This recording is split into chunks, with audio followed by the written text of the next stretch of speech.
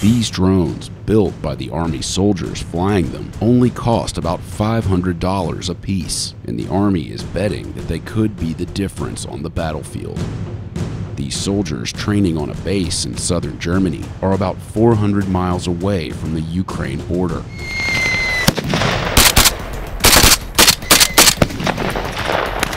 These Army soldiers, dressed in all black, are pretending to be the enemy. In training, they're known as Op-4, or opposing force. They're being attacked by Army soldiers in the 2nd Cavalry Regiment, or 2CR. The 2CR soldiers use a drone. Hey, we got a drone! Drone! To fly over and around a trench held by the Op-4. This distraction gives the assault team a window to breach the Op-4's defense and successfully seize the trench. I honestly think that drone was there just to harass us and annoy us. The way that thing is just flying around, hell, if I could beat that guy, I want to shake his hand and tell him he's a good damn pilot. We were just harassing and distracting the Op-4 in the trench. It's very loud, it's very fast. You can't really counter it, you can't shoot it down. You're trying to shoot it down, man. You're not going to be able to hit it, you're not going to be able to shoot it down. The Army said it will spend $36 billion modernizing the force over the next 5 years, with a heavy emphasis on drones. Business Insider went inside a combat training exercise with soldiers who build and fly drones to find out what's working and what needs work.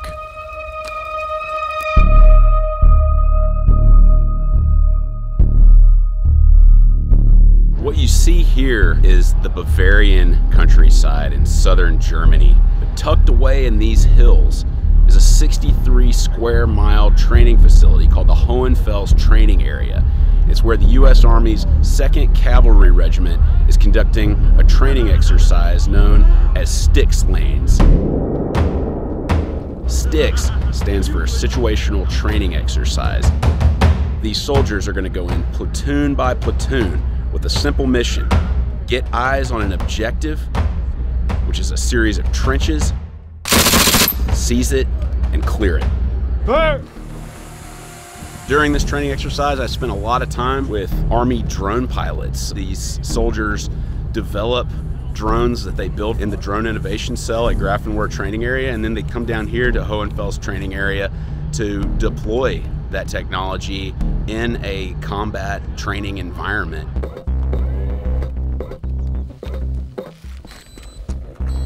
Is it on?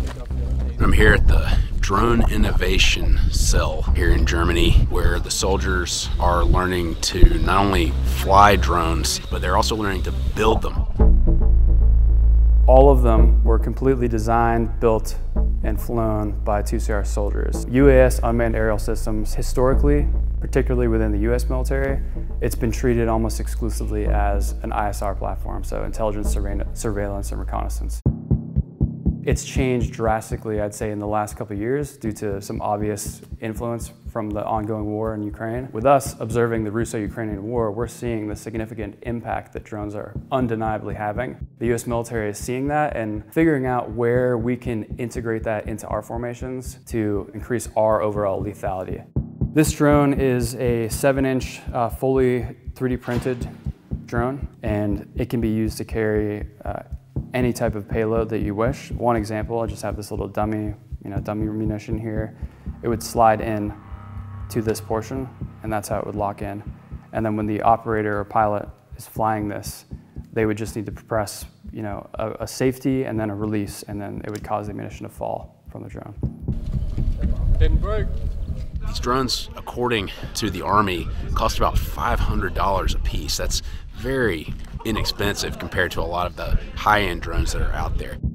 The price point remains incredibly low. So we're designing, 3D printing our frames, and then assembling the drones using existing components. I would say about 99.8% of all of the drone equipment that exists in the world comes from one country, and that's a country that we should not buy components from.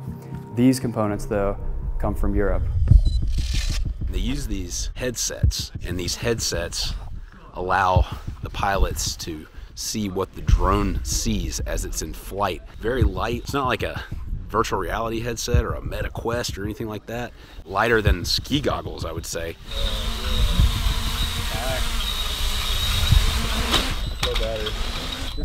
Is this difficult? It's more difficult than a regular drone. You have to like, you control everything that this drone does. Doesn't like self-stabilize at all. With piloting, you know, who gets to be a part of it? I personally would say anyone that has the extreme interest in it. So there is a certain level of it that requires some hard skills. Having soldiers that have been trained by the Army already to do things like soldering and do things like wiring definitely helps, and those people have been given priority to learn how to do that. Do soldiers who have an acumen for gaming, are they particularly attractive? 100%. When the Unmanned Systems Force of Ukraine was created, one of their initial slogans was, "For those who were born with a joystick in their hand." And I have seen that 100% play out to be the case. The top pilots, the people who are learning the fastest, able to fly the most controlled, fly the fastest, those are the soldiers who, when they get off on Fridays, they go and play, you know, video games. When 2CR goes out to the field in a few days, they will be using this exact equipment with these exact drones.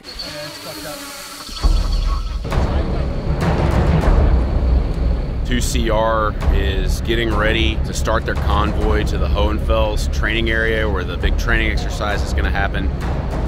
I got to see the drone packed up in a sort of makeshift ruck to carry the drones. We'll kind of see and then just kind of feedback and then adjust it based on how it works. And you know, initially what I'm concerned about is all this is going to get, you know, you're going to get in the wood line and it's going to get hung up on stuff. And I was thinking about taking off the props while we get there and then just waiting for the lift off and then I'll put it down. Cool. Well done, young man. Cool.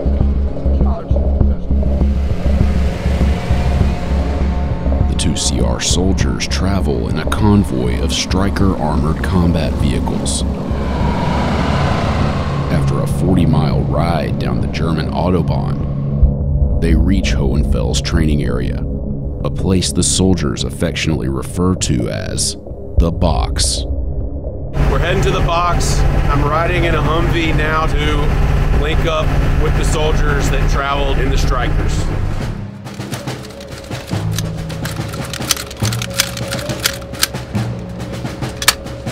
300 for each dragoon, and then 800 for each gun. All right, so we're about to leave this area and head into the box, and I'm actually gonna ride in the Stryker with the soldiers. How's it going? All right, where should I sit? You make yourself comfortable wherever you're All right. We've got 4 drones here in the Stryker vehicle. Stryker's moving. It's just me and 2 drone pilots back here. This is basically the drone mobile. How'd you end up being a drone pilot? Voluntold actually, yeah. It's ended up going to a class. It's a 2 to 3 week course. So we're driving along in the Stryker now. It's going at a pretty fast clip. It definitely like smells like fuel in here.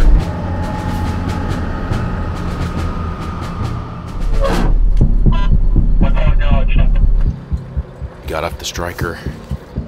The soldiers dismounted quickly.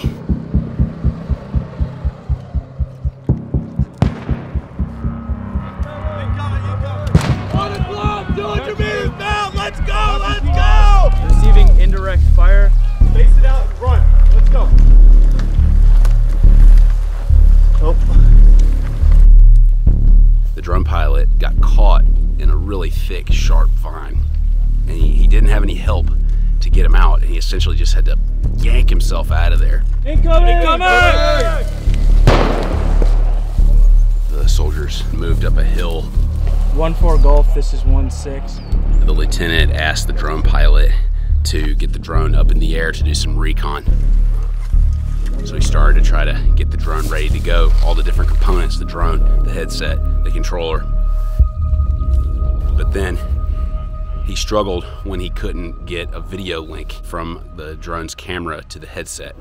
I believe one of the cords on the VTX server snapped. Okay. its wires have been frayed. Okay, So, got it. compromises the video. As soon as you're back at the ISB, chuck it over to Dakota and see what we can do to fix it. And he thought that getting snagged in that vine is what did the damage to that cable that provides the video feed. Wasn't even paying attention to the tree. Kind of got tunnel vision and wanted to just follow the dude in front of me and ended up getting caught. We're still so new to having drones with us. Kind of just grabbed a bag and threw it on there and hoping it worked. And I think that it being so exposed itself was actually one of the problems. 6, we're going to conduct our leader's recon from the ORP at this location break. So when they couldn't get the drone up in the air, they did a leader's recon where they got a different look, but just not a drone's eye view.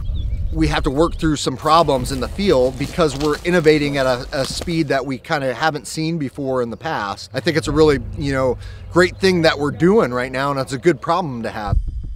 The total investment for this project is $290,000. That covers 160 drones, as well as the controllers and the headsets. Along with the drones assembled by the soldiers, 2CR also uses drones made by the California-based company Skydio. Part of a $100 million contract the Army awarded the company in 2022. Trying to locate objective adder. I've lost fucking GPS, so I don't have access to maps anymore. Alright, don't worry about objective adder. Our primary focus is to worry about the OPs over directly to our east. We were just doing area reconnaissance, trying to scout and to see if we can find any of their fortifications, if they have any, or any sort of obstacles that they may have constructed.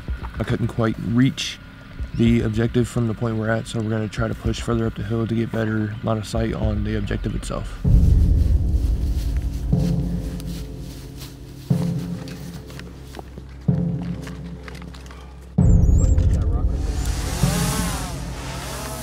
So now we're on top of a mountain called Old Baldy here on the Hohenfels training area, and we've been with a drone pilot that's been doing some surveillance and reconnaissance, trying to find the objective that the platoon is trying to seize. I need to know the grid of that location immediately, okay? We've lost access to point grid.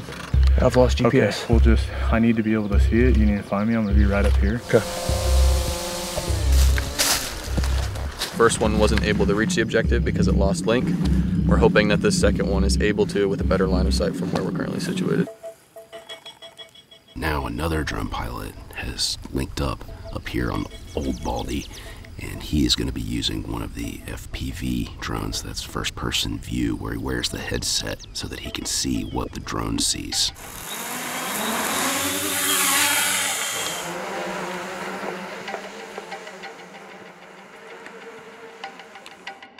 On his first attempt, he had a bad connection. Getting to that location was difficult because there is a massive ridgeline in between here and there. That ridgeline blocks the video transmission between the drone and my goggles, so I lost control of it. I tried to gain altitude to regain that video link, but even gaining as much altitude as it could let me would not regain that link. So he had to get another drone. He had a few with him, so we got one of his backups. I got really clear, well, for a second, clear signal. A few of the lessons learned. We need an extended coaxial cable to extend the range. So are you finding the range is not as long as you would wish? Absolutely. It's not nearly as long as I need. I can keep it where it's at and show you the video. I need an external monitor for leadership to observe what I'm seeing so they can direct me and they can see what I'm seeing and where I'm located at. I don't have any more screws for the propellers, so either way we can't fly anymore. We're learning a ton of things right now, right? Okay, so that's all valuable lessons learned, and First Sergeant, please write these down so we can pass this up to our folks across the regiment. All right, sorry, Major. Cool. Even though they got both drones up, both dealt with different issues, connectivity issues, camera issues. Well, what was cool was that the drone team would take a piece from one drone, put it on the other, sort of Frankenstein the drones just to make them work, and they did. They got the opportunity to get eyes on the objective and relay that information to their leadership and continue with their mission. The global war on terror, we had uncontested air dominance because anything that flew was US government stuff. Now that's not the case. I'm having to train soldiers to react to UAS, then they may not know if it is a friendly, a foe, or a neutral UAS. It's a markedly different environment and it makes it challenging. We understand that that is going to be commonplace on today's battlefield. After successfully using drones to locate the enemy objective, Apache 3-4! a 2CR platoon moves in.